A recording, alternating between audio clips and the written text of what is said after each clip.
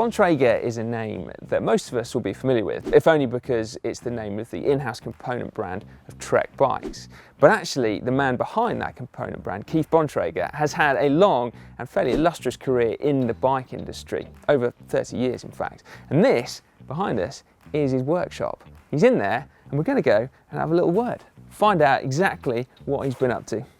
Just over the Superman doormat. Nice.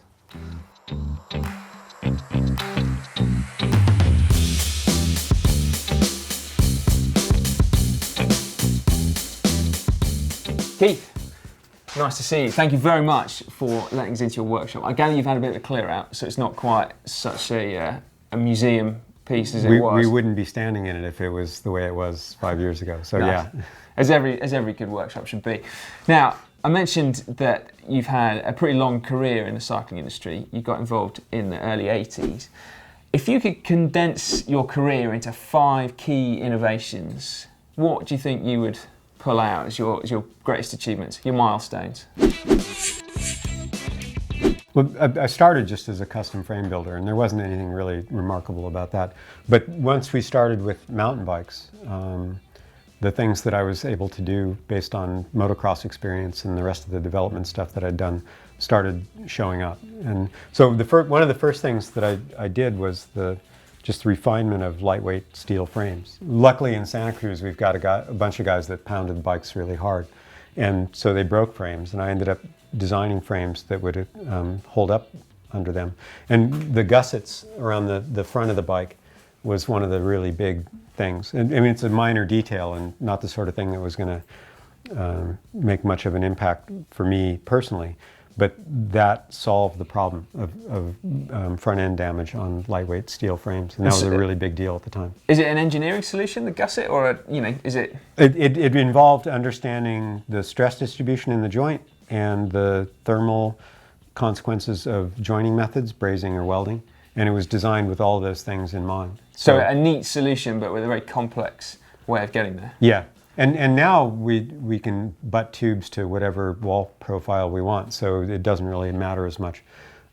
Still matters to some extent on aluminum bikes. Yeah. But at the time, that was a big deal because we were working with road tubing or a commercial 4130, and you couldn't just easily change wall thicknesses. So it ended up being a pretty big deal. Cool.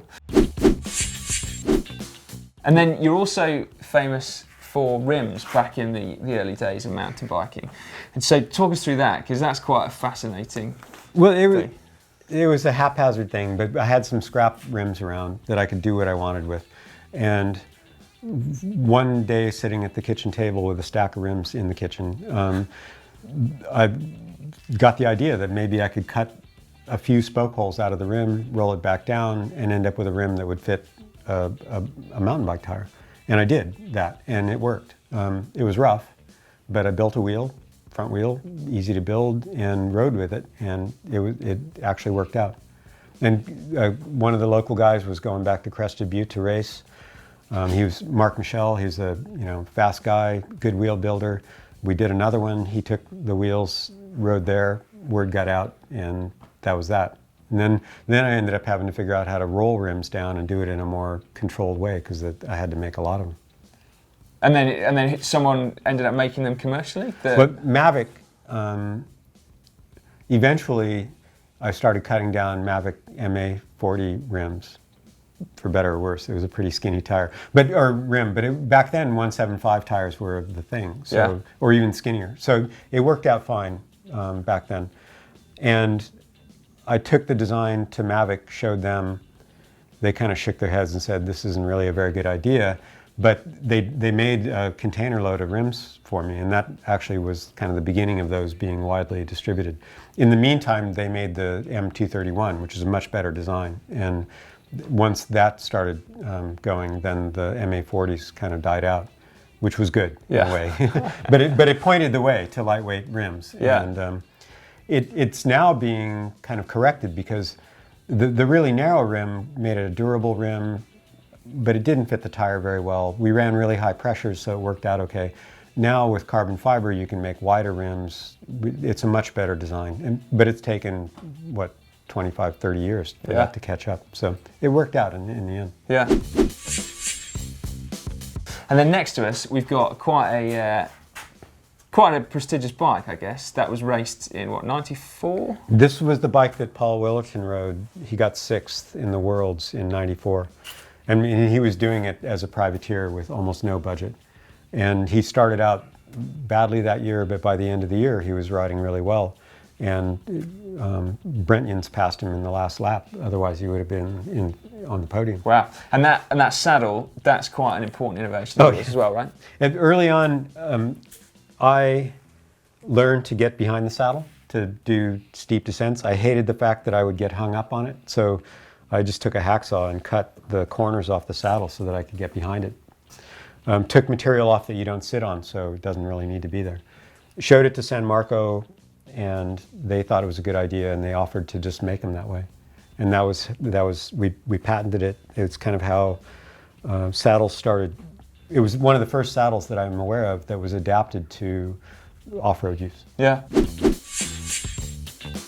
And then we're in Santa Cruz at the moment, which is your home, which is also, coincidentally, a creative melting pot, wasn't it, in the early days of mountain biking? Yeah. And so those RockShox forks on the front there, the Mag 21s, you had a hand in the early RockShox too, is that right?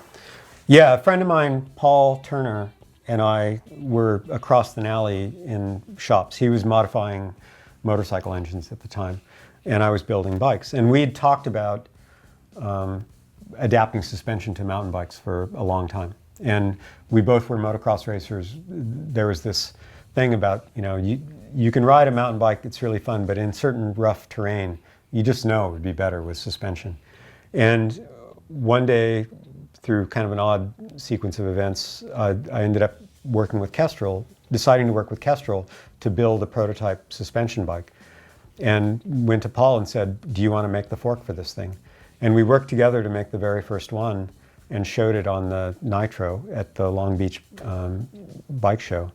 And that was pretty much the beginning of a serious effort to make suspension work on mountain bikes. Yeah. And he took off on the RockShox thing, and I helped Kestrel with some designs. They weren't really that serious about making an actual full suspension bike, but the Nitro was shown publicly, and it spawned all sorts of designs that were initially not very good, but eventually pretty good. Yeah. Yeah, and if you look at the picture on that, we made a serious effort to make a bike that would have been race-worthy, for a cross-country guy. So we could lock out the suspension, the brakes were adapted to work, cantilever brakes wouldn't really work in that circumstance.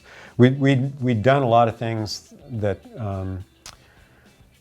anticipated what would happen for the next 15, 20 years on suspension bikes. Yeah, and here we are 26 years down the line, and it's proven to be you wouldn't look at it seriously as a suspension bike now, but all the ideas were there. Yeah, good stuff. Well, Keith, that's fascinating, absolutely fascinating. Thanks very much for talking to us and showing us your workshop as well.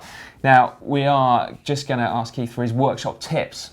So there will be a video about that, and if you want to watch it, you can get through to it just up there. Or to see a little bit more retro here on GCN, why not click down there for a retro versus modern with Tom Last at Treks HQ. And make sure you subscribe to GCN as well. To do that, just click on the globe.